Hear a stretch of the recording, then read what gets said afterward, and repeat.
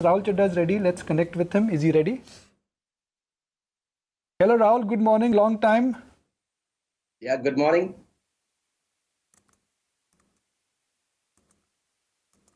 Rahul, there is a tone of optimism in your voice at a time when oil prices have gone $20 higher. So is it just the fact Most, that you're hearing my voice, you're feeling happy about it, and you're hiding the pain of what's happened in oil? okay, most people say that they like the smile on my face, and the smile remains in good and bad times. Yeah. So I think there's always for a long-term investor, there's always an opportunity. I mean, just before coming here, I was looking at the Bloomberg, and some of the companies we like are available at a great valuation. So I think that's what one's got to focus on.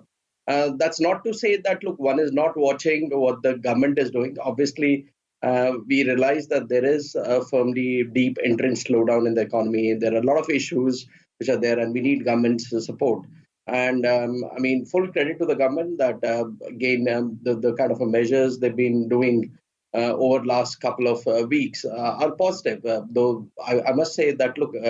They do not cover the entirety of the problem, but at least government's been a lot more responsive, which was not probably the case 30 to 40 days back.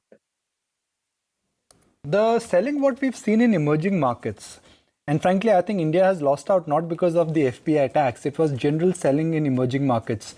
What is your sense there? Do you think at a time when global growth rate has got rebooted, emerging markets will suffer and the outflows are here to stay at least for next couple of not days but months? Okay, so I think we've got multiple issues at work. So first, let's look at globally. What's happening is we're seeing growth slowing down everywhere. The velocity of money in most developed economies is coming below one, because what's happening is we've had this 3-4 QE, and suddenly markets are questioning that what does this QE do? So I think it's a bigger issue which is at work globally.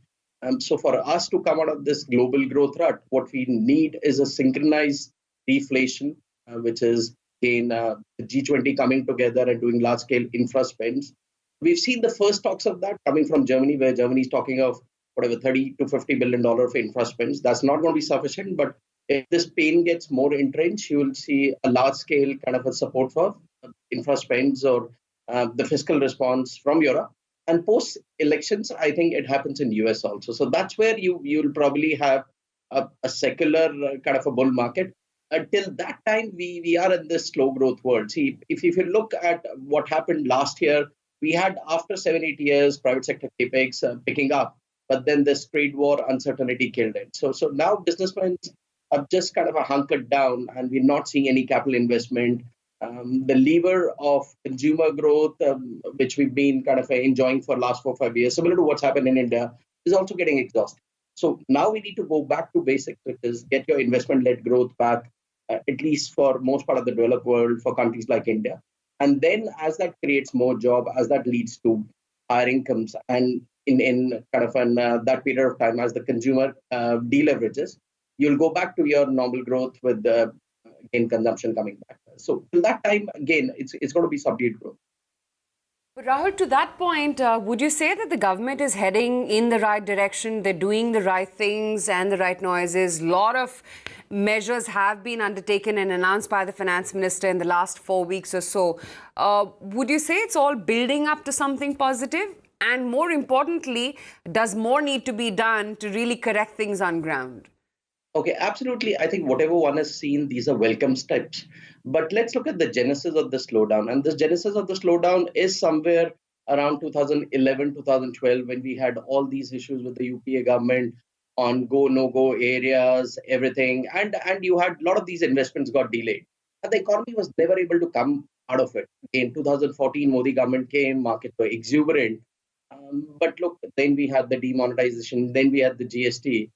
So again, the investment climate's been impacted over the years. Then we had RERA. So too many changes in a fragile economy has impacted the investment climate. So whatever the government has done is clearly positive. I think this is the time to be economically bold. What we've seen is government is politically very bold, but with this backdrop of weak global growth and the issue that economy is not really been able to take off for last 7-8 years, this is the time to be economically bold. So this would be a time, again, one would like to see government go out and do a $40-50 billion global bond offering over the next 12 months, use that money to take care of all these stalled projects in the economy, because there's a cost to the economy when your projects are stuck for 3-4 years.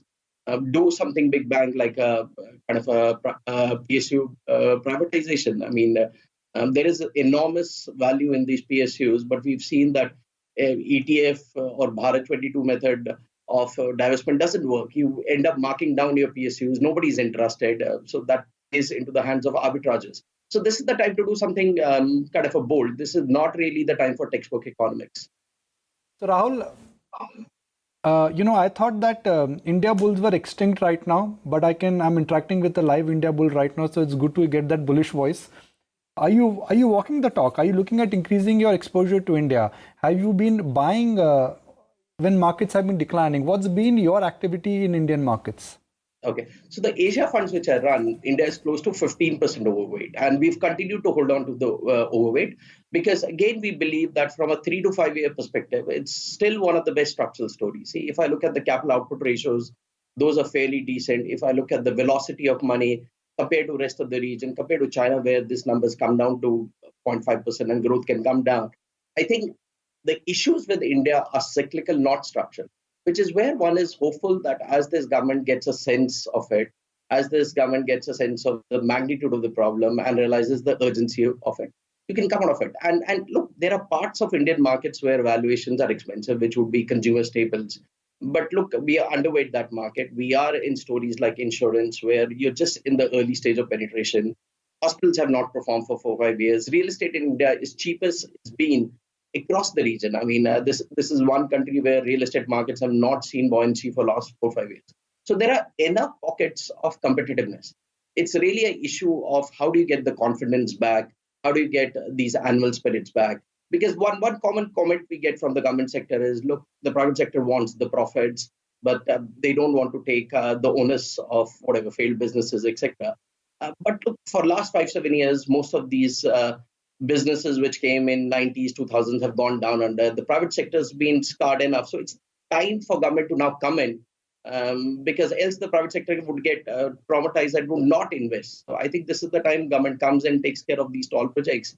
And then we go back to a long-term growth trajectory, basically.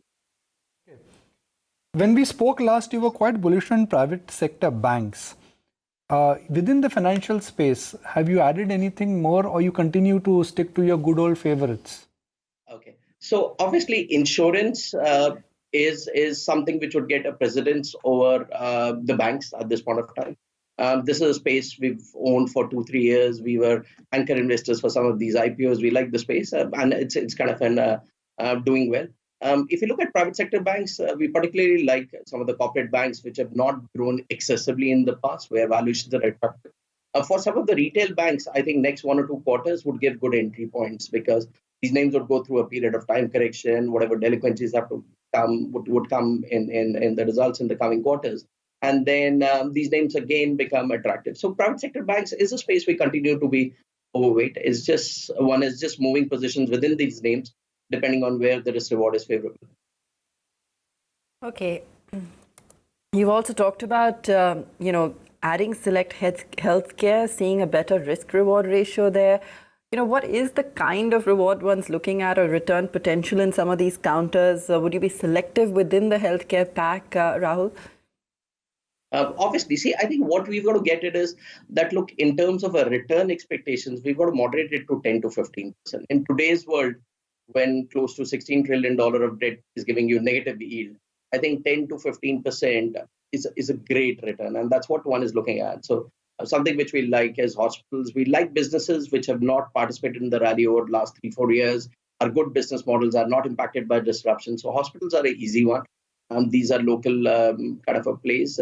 The pharmaceutical names is more nuanced. You've got to look at the pipeline in US, where the business is not coming through excessive price erosion, where the names were domestic businesses. So pharmaceuticals would be more nuanced. I think hospital as a sector looks fairly attractive. All right. Thank you for joining us this morning, Rahul, and sharing with us some of your views and your outlook on the current environment. Thanks so much for joining us.